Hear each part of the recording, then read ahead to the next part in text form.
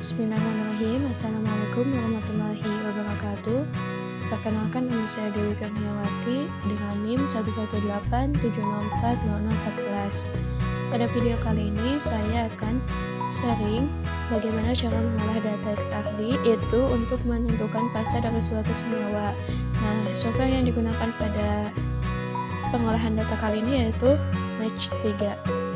Kita buka dulu. Nah, tampilannya akan muncul seperti ini. Nah, ini kita close dulu aja.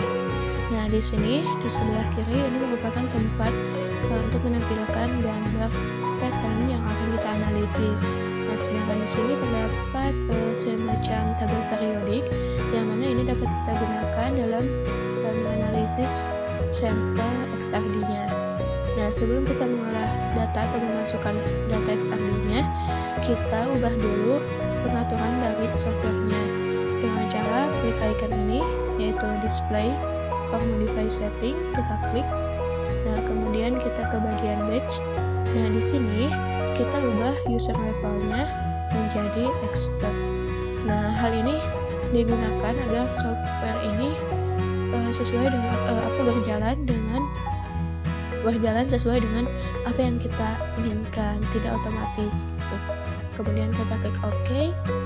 Nah, selanjutnya kita masukkan data XRD-nya dengan cara mengklik tanda plus ini. Nah, kemudian kita pilih data XRD-nya. Di sini teman-teman bisa menggunakan tipe data teks, kemudian juga tipe data DAT. Nah, di sini saya menggunakan tipe data teks saja.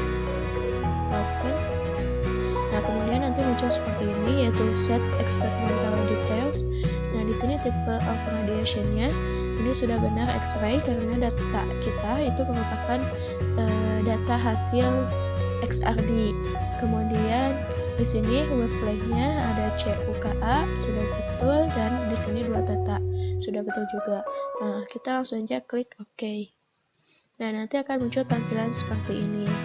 Nah, tahap selanjutnya yaitu kita menentukan puncak mana yang akan kita pilih atau yang biasa disebut dengan peak search. Nah, caranya itu ada 2, secara otomatis dan secara semi manual.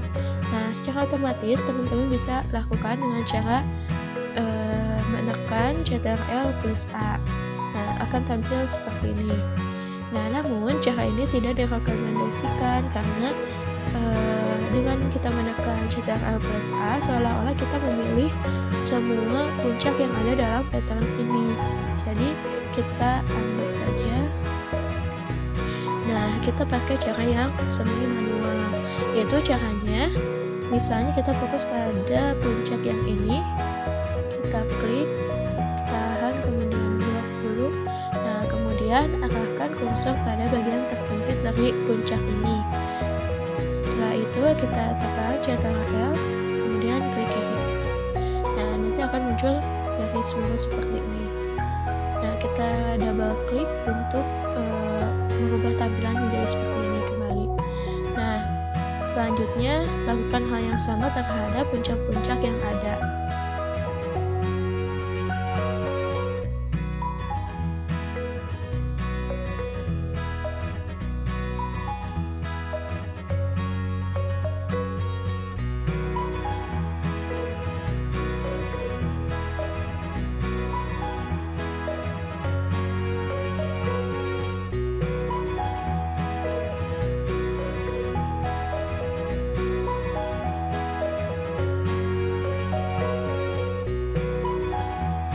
Nah, setelah dirasa cukup dan sebelum kita melakukan identifikasi fasanya, kita perhalus dulu patternnya karena ini terlihat sedikit kasar dengan cara klik pattern, kemudian profile fitting. Nah, di sini ada 4 pilihan, namun kita hanya fokus pada poin yang pertama dan yang kedua.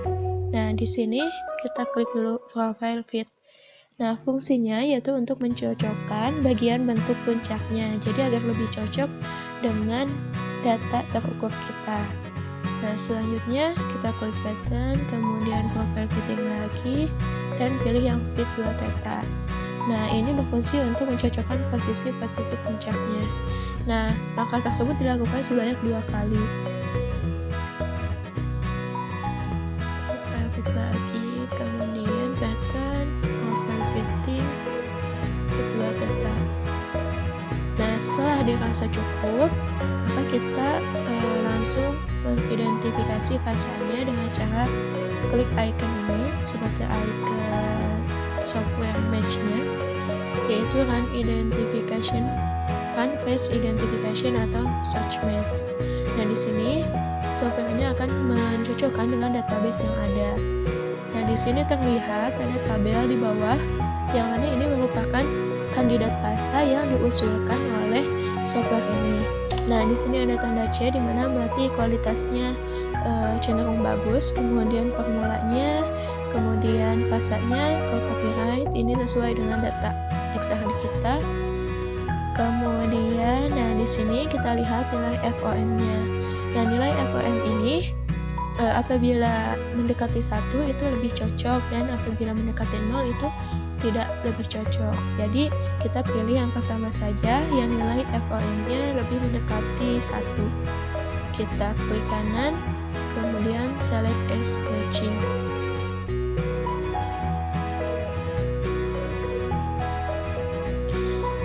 Nah, di sini terlihat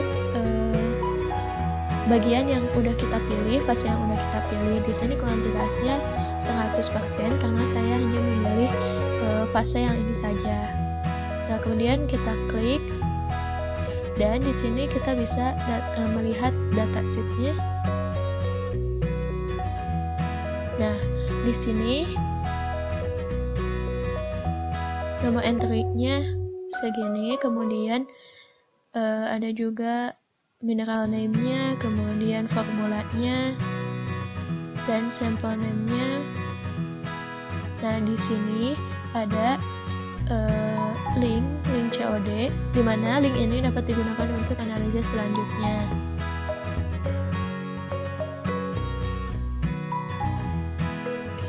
Nah, selain itu, teman-teman juga bisa melihat hasil pengolahan data ini dengan cara mengklik icon ini, display, print, and export fase identification info. Nah, kita klik, kemudian akan muncul seperti ini. Nah, di sini juga ada fasanya yang teridentifikasi oleh software ini. Nah, kita save aja. Nah, ini namanya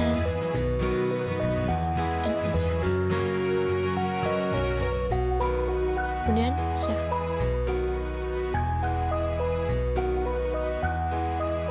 Nah, setelah itu jangan lupa kita salin dulu link ini untuk yang diperlukan untuk analisis selanjutnya. Nah, setelah itu kita bisa menyimpan ini dengan cara klik icon save ini. Nah, di sini kita simpan dengan nama kalau copyright 1 save.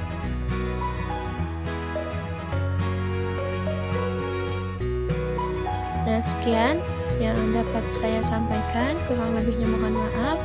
Ditutup. Wassalamualaikum warahmatullahi wabarakatuh.